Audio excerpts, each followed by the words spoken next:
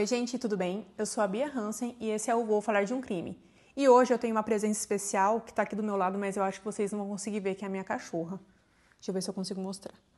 Tá, oi, polenta. Ela tá cansada. Ó.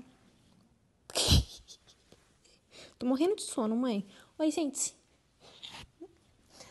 Dessa vez o Shoyu não tá aqui, ele tá no outro sofá. Talvez no meio do episódio ele apareça. Mas enfim, vamos pro caso de hoje, que é o caso da Heloísa Borba Gonçalves, também conhecida como Viúva Negra. Heloísa Borba Gonçalves nasceu no dia 13 de março de 1950, em Porto Alegre, no Rio Grande do Sul. Ela morava com seus pais no bairro Navegantes. Era advogada e sempre foi descrita como uma pessoa simpática e, de certa forma, meio manipuladora. Aos 16 anos, a Heloísa se apaixonou por um homem 8 anos mais velho que ela. O nome dele era Carlos Pinto da Silva. E ela se apaixonou completamente por ele, assim, logo de cara, logo que ela conheceu ele. Ele era discípulo do Daniel Brizola e foi um preso político. Agora, abrindo um parênteses para tentar explicar sobre quem é o Leonel Brizola. Leonel de Moura Brizola foi um engenheiro civil e político brasileiro. Ele era considerado um líder trabalhista e foi governador nos estados do Rio de Janeiro e Rio Grande do Sul.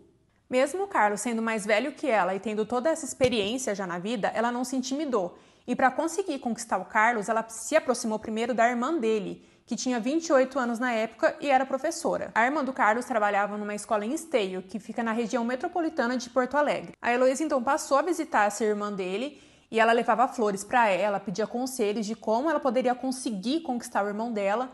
E meio que surgiu uma breve amizade ali. Ela tinha ficado tão obcecada por ele que ela entrou na mesma universidade que ele estava estudando e começou a cursar o mesmo curso que ele estava cursando, que seria o curso de Direito. Logo em seguida, eles iniciaram um relacionamento e quando a Heloísa estava com 19 anos, ela acabou engravidando dele. Era uma menina e ela colocou o nome de Patrícia Luciana Gonçalves Pinto. Com o passar do tempo, a Heloísa começou a se demonstrar uma pessoa diferente do que ela era antes. Agora ela estava se tornando uma pessoa muito ambiciosa e com um temperamento explosivo. Inclusive tinha alguns históricos de traição.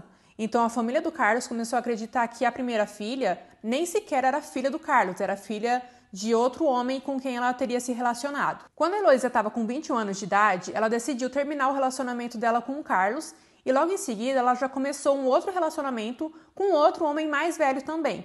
Esse outro homem era, na verdade, 17 anos mais velho que ela e o nome dele era Guenther George Wolff. Ele tinha 38 anos de idade na época. Ele era médico e, assim como a Heloísa, ele também era gaúcho.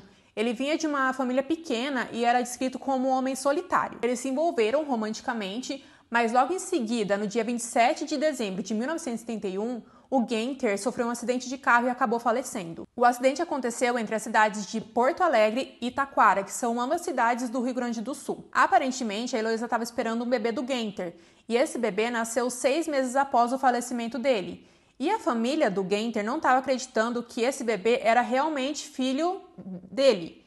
Então, eles acabaram entrando com um recurso, mas mesmo assim, a Heloísa conseguiu registrar a filha no nome do Guenther como ele sendo o pai dela. Essa segunda filha da Heloísa ganhou o nome de Vitória Letícia Gonçalves Wolff. Essa segunda filha dela, a Vitória, não teve praticamente nada de contato com a família do pai dela. Ela só entrou em contato uma vez que ela queria obter dupla cidadania e a família do Guenther era alemã. Então foi esse o único contato que ela teve com a família do pai. Logo depois que tudo isso aconteceu, a Heloísa voltou com o ex dela, o Carlos, lembra? E logo em seguida ela também engravidou de novo. E dessa vez a criança era um menininho e ele recebeu o mesmo nome do pai dele, que era Carlos Pinto da Silva Júnior. Nos anos 70, quando a Heloísa já estava com quase 30 anos, ela acabou morando em vários lugares, como São Paulo, Rio de Janeiro, Goiás e Brasília. E em todos esses lugares que ela passou e morou, ela aplicou golpes. Tá, e como eram esses golpes que ela aplicava? Ela distribuía cheques sem fundos para companhias aéreas, e também ela aplicou um golpe no antigo INPS, que hoje em dia é conhecido como INSS. Para dar esses golpes, ela usava identidades e nomes falsos para conseguir sacar o benefício de outras pessoas. Inclusive, quem estava envolvido com ela nesses golpes era o marido dela, o Carlos. E, inclusive, a polícia disse que ele era o mentor de todos esses golpes e ela só estava envolvida junto com ele. Enquanto ninguém descobria sobre esses golpes que a família aplicava, eles estavam seguindo a vida muito bem. Só que uma coisa trágica aconteceu em dezembro de 1977. A família estava vivendo normal e decidiram ir viajar para Salvador. Eles se hospedaram no hotel Ondina e teve um dia que eles estavam de saída do hotel e eles foram surpreendidos por ladrões. E infelizmente o Carlos acabou levando 5 tiros. Por um grande milagre, o Carlos acabou sobrevivendo. E ele acusou a Heloísa de ser a mandante do crime. Só que logo em seguida ele tirou a acusação. Ninguém entendeu o porquê, mas ele retirou logo em seguida. Vocês lembram que eles estavam aplicando os golpes, né? Pois é, nos anos de 1980, a Heloísa foi detida por falsidade ideológica, depois de ela assinar um documento com o nome de Matilde Irene Gomes da Silva. Depois que a Heloísa viu que esse crime não estava dando certo, ela passou a ter outra ideia. Ela decidiu mudar de forma legal o seu nome, e para isso ela teria que usar sobrenome de novos maridos. E foi aí que ela decidiu terminar com Carlos para buscar outros homens. Como ela estava com a ficha suja em Rio Grande do Sul, ela decidiu se mudar para o Rio de Janeiro. E em maio de 1981, ela conheceu o Irineu Duque Soares. O Irineu era um securitário de 41 anos de idade que morava sozinho em Ipanema. A Heloísa engravidou dele nesse mesmo ano, mas eles só se casaram oficialmente no dia 13 de maio de 1983.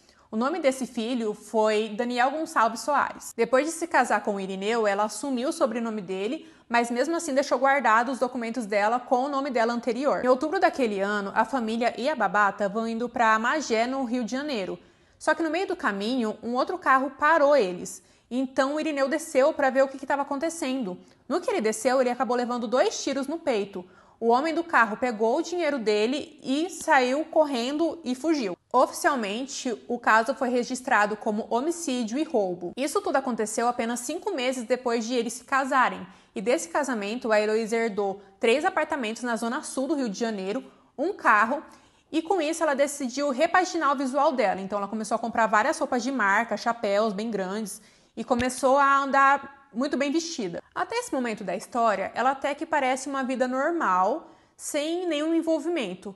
Mas a partir de agora, o que eu vou contar vão ser acontecimentos muito bizarros e vocês vão descobrir o porquê. No final da década de 80, a Heloísa se casou com um policial militar chamado Roberto de Souza Lopes. Mas, ao mesmo tempo, na mesma época, ela também se casou com o coronel Jorge Ribeiro. Isso mesmo. 2 casamentos ao mesmo tempo. Tá, mas como ela conseguiu fazer essa proeza? Lembra que eu falei que ela tinha deixado guardados os documentos antigos dela? Então, ela usou um para se casar com um e o outro para se casar com outro. Então, ela conseguiu casar 2 vezes com pessoas diferentes, sendo ela mesma, só que com 2 documentos diferentes. Entenderam? Acho que entenderam, né? E aí fica o questionamento. Nossa, como é que ela fazia para morar em 2 casas ao mesmo tempo e manter 2 casamentos? O que aconteceu? Ela conversou com o Jorge e combinou com ele de eles morarem em casas separadas para fazer um relacionamento meio moderno.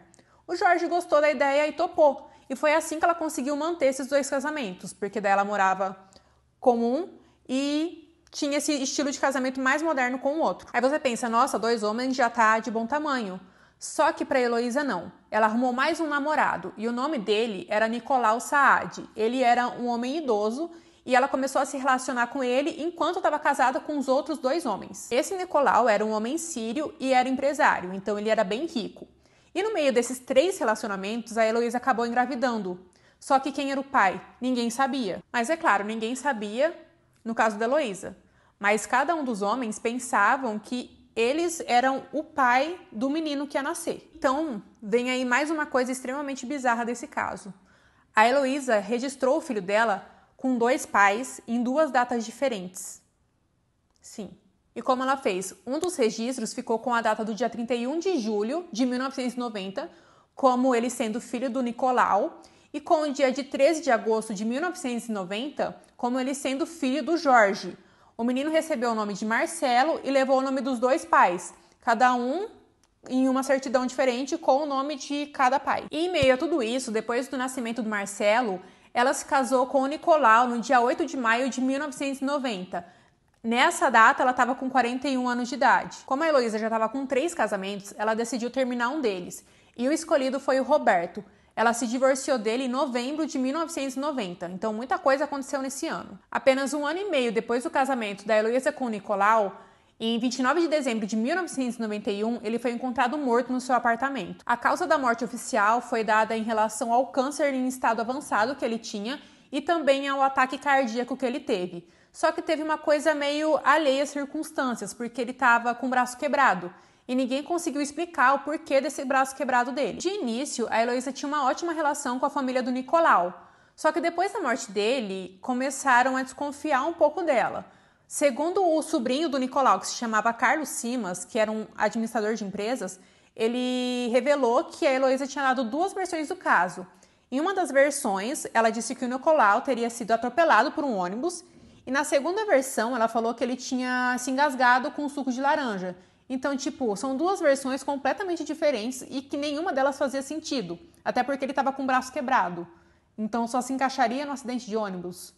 Sabe? Muito confuso. Então, todo mundo começou a desconfiar de alguma coisa ali dela. Esse sobrinho do Nicolau ainda declarou que a Heloísa era uma mulher muito envolvente e que a família realmente acreditava que ela estava fazendo bem para o Nicolau. Ele ainda diz que lamenta muito que a polícia não tenha investigado a fundo o caso do tio dele. E ele disse também que a família tinha entrado na justiça para reaver os valores de aluguéis, que chegavam a 140 mil por mês. E além desse valor que a Heloísa acabou recebendo, ela acabou herdando desse casamento 30 milhões de reais. Caramba, é muito dinheiro, gente. No início de 1992, a Heloísa ainda estava casada com o Jorge Ribeiro, que era aquele marido dela que era um provável pai do filho dela, o Marcelo. Só que o casamento dele estava muito mal, eles viviam brigando e a Heloísa queria terminar, só que ela queria também receber o patrimônio do Jorge. Então ela acabou contratando alguém para fazer uma coisa bem horrível com ele. Gente, infelizmente a morte do Jorge foi a pior de todas elas, então vou descrever como que aconteceu. A Heloísa contratou um homem que até hoje não foi identificado para invadir o escritório do Jorge, que ficava em Copacabana. Esse homem misterioso conseguiu entrar no escritório no momento em que o Jorge estava esperando sozinho por alguns candidatos para uma entrevista de emprego. O homem então amarrou e amordaçou o Jorge com um saco plástico e cordas de nylon. Depois disso, ele atingiu ele várias vezes no rosto e na cabeça com uma marreta. O crânio do Jorge foi fraturado e ele morreu na hora, aos 54 anos de idade. O Jorge tinha o apelido de Rei dos Telefones, porque no passado ele acumulou uma grande riqueza comprando e vendendo linhas telefônicas. E a Heloísa acabou herdando essas linhas telefônicas que ele possuía, e com isso ela acabou herdando também o apelido dele, então o apelido dela se tornou Rainha dos Telefones, em homenagem ao apelido do seu ex-marido. Naquele mesmo ano, a Heloísa foi convidada para ser madrinha de um casamento que aconteceria no dia 28 de novembro de 1992. Quem iria acompanhar a Heloísa no casamento como padrinho seria um homem chamado Vagi Elias Murad. Ele tinha 84 anos de idade. O Vagi, ele era um comerciante libanês e também pai do noivo, que se chamava Eli Murad. Além disso, o Vagi era amigo do Nicolau, que era o ex-marido da Heloísa. Ela teria conhecido ele porque ela tinha ido atrás do Vagi para pedir conselhos sobre os trâmites processuais após a morte do seu marido Nicolau. Pouco tempo depois disso, eles começaram a namorar. Só que a Heloísa não contava com uma coisa, que o seu atual namorado iria investigar o seu passado. E quando ele descobriu sobre os golpes dela e sobre a bigamia que ela cometia, ele terminou o relacionamento. Infelizmente, uma coisa terrível aconteceu 5 meses depois daquele casamento.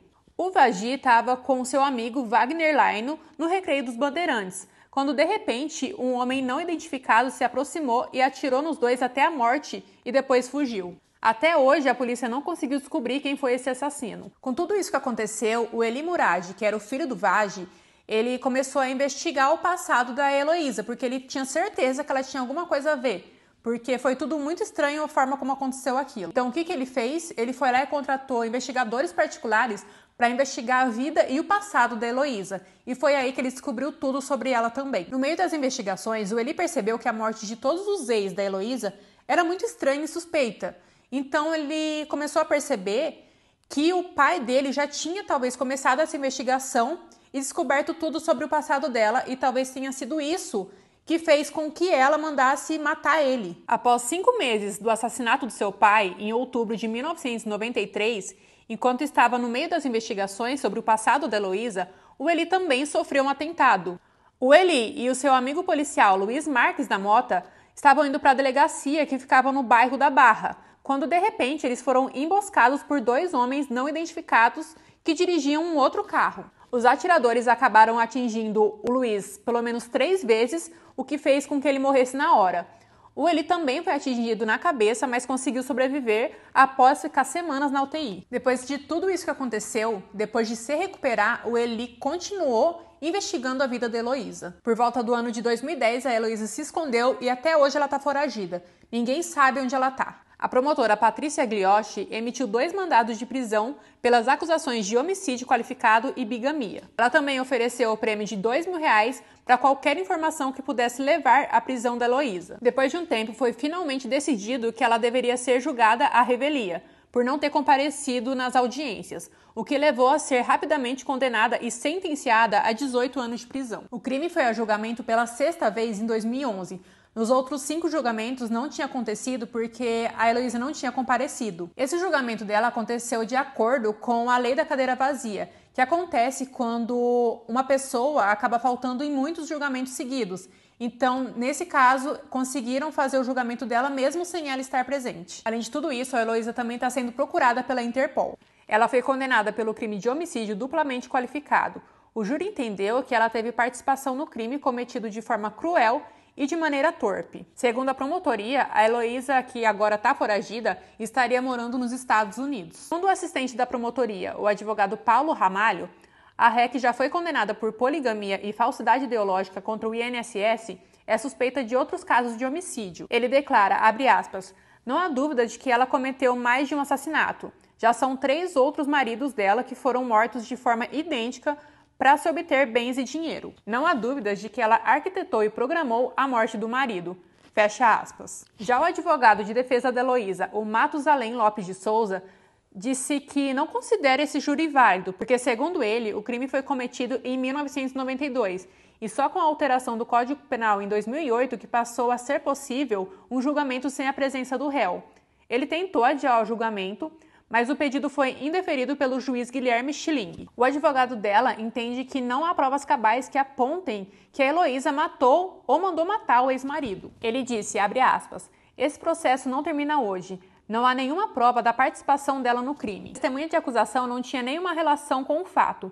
A acusação está se baseando em outros crimes cometidos por ela, como falsidade ideológica e fraude de documentos. Fecha aspas. O Ministério Público denunciou a Heloísa pela prática de homicídio doloso duplamente qualificado.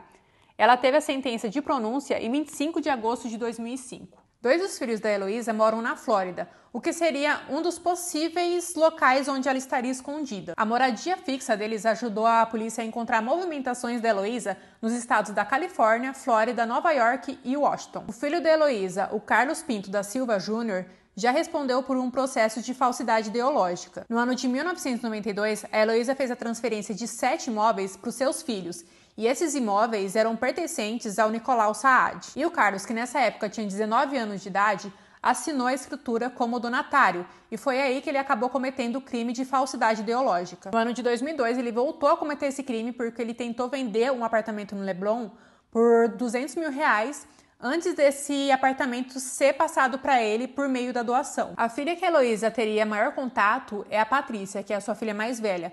Segundo informações, ela que estaria administrando os bens da mãe dela. Assim como o irmão, ela também é investigada por falsidade ideológica e também teria recebido vários apartamentos no nome dela. A Heloísa atualmente está com 75 anos de idade e até hoje ela é uma das pessoas mais procuradas. O mandado de prisão foi emitido pela Interpol e atualmente ela é procurada num total de 188 países. Recentemente, no ano de 2023, o Bial falou sobre esse caso no Linha Direta, então vale a pena vocês irem lá assistirem também, tem algumas reprises, eu acho que tem no YouTube também para ver, e ele aborda muito bem o assunto. É isso, gente, esse foi o caso de hoje. Ele também é retratado no livro do Lady Killers, mas ele não é tão detalhado lá, ele só tem uma página mais para dar um feedback.